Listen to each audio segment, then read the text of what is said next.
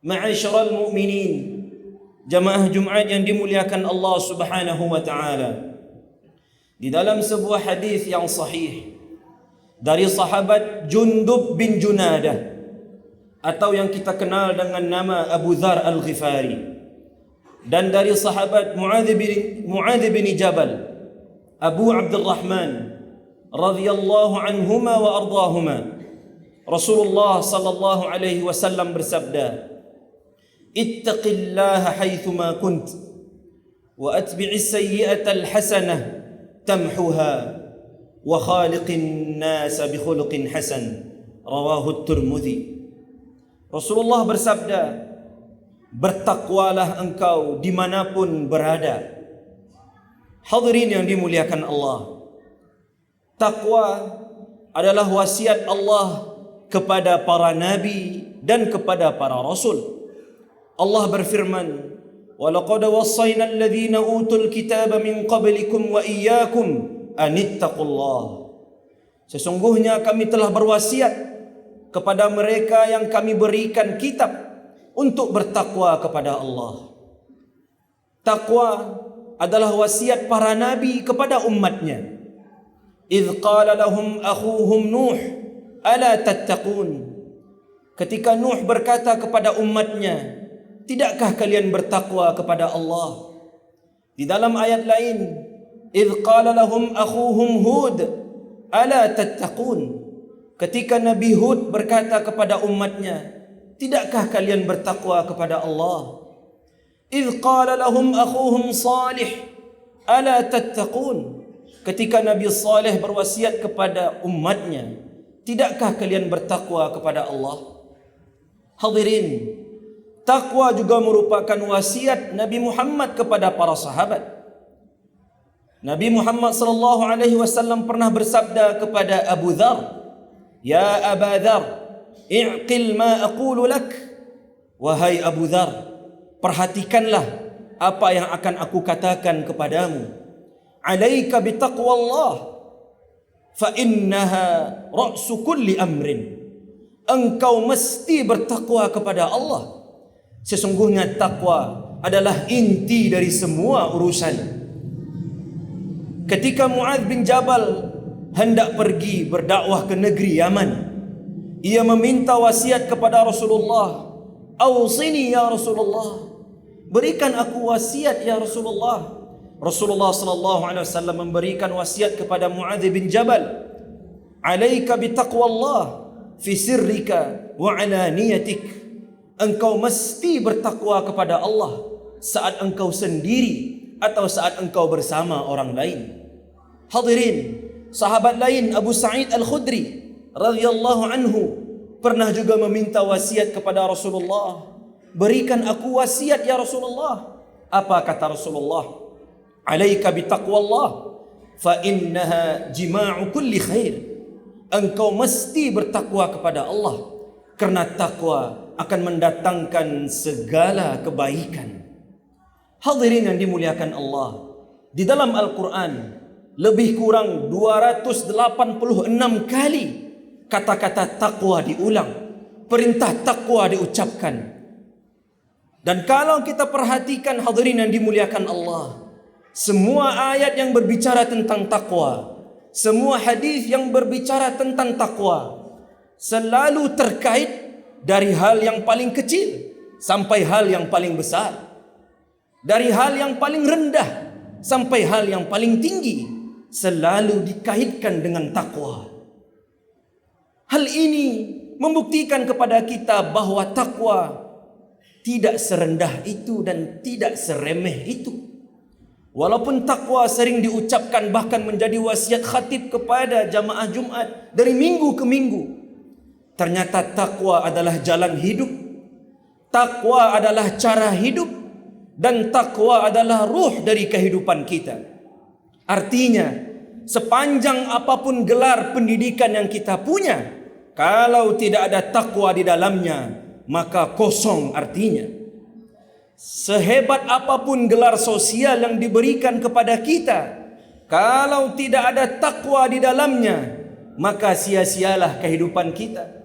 setinggi apapun jabatan yang kita duduki saat ini, jika tidak dibarengi dengan ketakwaan kepada Allah, maka hanya akan mengantarkan kita kepada pengkhianatan demi pengkhianatan. Lihatlah mereka yang hari ini menjadi pemimpin, menjadi pejabat yang mengkhianati negara dan umat. Mereka bukanlah orang yang bertakwa kepada Allah Subhanahu wa taala. Hadirin yang dimuliakan Allah, fama hiya taqwa? Lalu apa itu takwa? Para ulama mengatakan takwa adalah wiqayah. Takwa adalah pembatas, penghalang dan penyelamat. An taj'ala bainaka wa baina 'adzabillahi wiqayatan. Saat engkau membangun penghalang yang tinggi antara dirimu dan azab Allah, fatilka taqwa, maka itulah takwa. Tidakkah kita sering mendengar ayat tentang azab Allah bagi para fasiqun, orang-orang fasik? Azab yang Allah persiapkan untuk orang-orang munafik, azab yang Allah persiapkan untuk orang-orang kafir. Tidakkah kita takut ketika membaca berita tentang azab-azab tersebut? Maka rasa takut tersebut harus direalisasikan dengan membangun penghalang antara kita dan azab Allah. Maka itulah takwa. Ulama lain mengatakan at-taqwa ay yajidakallahu fima amarak wa alla yajidaka fima nahak. Takwa adalah ketika Allah menemukanmu pada hal-hal yang Ia perintahkan dan Allah tidak menemukanmu pada hal-hal yang Ia larang. Ketika Allah perintahkan kita untuk salat, lalu Allah lihat kita mendirikan salat, fatilkat taqwa, maka itulah takwa. Ketika Allah perintahkan kita untuk saling berbagi, ketika Allah perintahkan kita untuk berkata dengan perkataan yang baik, ketika Allah perintahkan kita untuk berbuat baik kepada tetangga dan orang sekitar, ketika Allah perintahkan kita untuk saling berbagi, lalu kita lakukan, maka itulah takwa. Ketika Allah larang kita untuk memakan harta riba, ketika Allah larang kita untuk berlaku zalim, ketika Allah larang kita untuk berkhianat, ketika Allah larang kita untuk berlaku curang, lalu kita tidak melakukan dan kita jauhi itu semua, maka itulah takwa. Hadirin yang dimuliakan Allah Subhanahu wa taala, takwa tidak dilihat dari berapa panjangnya jenggot kita. Takwa tidak dilihat dari betapa putihnya jubah kita. Takwa tidak dilihat dari berapa panjangnya qiyamul lail kita, tahajud kita. Takwa tidak dilihat dari berapa banyak hafalan Quran kita. Kalla, kata Rasulullah, at-taqwa hahuna. Takwa itu di hati dan diimplementasikan dalam amal saleh kita. Hadirin yang dimuliakan Allah Subhanahu wa taala. Suatu ketika Umar bin Al-Khattab bertanya kepada Ubay bin Ka'ab, "Ma hiya taqwa?" Apa itu takwa? Lalu Ubay bin Ka'ab mengatakan, "Ama salakta tariqan dha syaukah?" Tidakkah engkau pernah melewati jalan yang penuh dengan duri? Lalu Umar mengatakan, "Pernah." Lalu bagaimana engkau melewati jalan yang penuh dengan duri tersebut? Lalu Umar mengatakan, "Aku akan berhati-hati dan aku tidak akan sembarangan." Fatilkat taqwa, maka itulah takwa. Sejatinya takwa adalah kehati-hatian. Orang yang bertakwa tidak akan sembarangan makan dan minum. Orang yang bertakwa tidak akan sembarangan memakai pakaian. Orang yang bertakwa tidak akan sembarangan membawa uang untuk menafkahi anak dan istrinya. Orang yang bertakwa tidak akan sembarangan memarkir kendaraannya. Orang yang bertakwa tidak akan sembarangan membuang sampah. Orang yang bertakwa selalu berhati-hati. Maka hadirin yang dimuliakan Allah Subhanahu wa taala, makna takwa ternyata lebih dalam dari apa yang kita bayangkan, lebih luas dari apa yang kita pikirkan. Karena sejatinya takwa adalah ruh dari kehidupan. Ketika kita hidup tanpa ketakwaan kepada Allah, tanpa rasa takut kepada Allah, tanpa menjalankan perintah Allah, tanpa hati-hati, maka kita akan menuju kebinasaan. Aqulu qawli hadha wa astaghfirullah li wa lakum wa li sa'iril muslimin wal muslimat wal mu'minin wal mu'minat fastaghfiruh innahu kana ghaffara.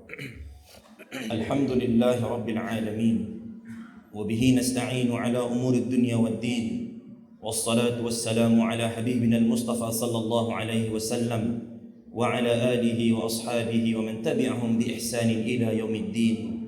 أيها الحاضرون، أوصيكم وإياي بتقوى الله فقد فاز المتقون. قال تعالى: إن للمتقين مفازا. Sesungguhnya bagi orang yang bertakwa akan mendapatkan kemenangan di dunia dan di akhirat. Ali bin Abi Thalib karramallahu wajhah pernah mendefinisikan bahwa takwa al-khawfu minal jalil wal amalu bit tanzil wal ridha bil qalil wal isti'dad li yaumir rahil. Takwa itu adalah al-khawfu minal jalil, takut kepada Allah Subhanahu wa taala. Orang yang bertakwa tidak akan sembarangan dalam berbuat, karena dia tahu Allah Maha melihat. Dia tahu Allah Maha teliti.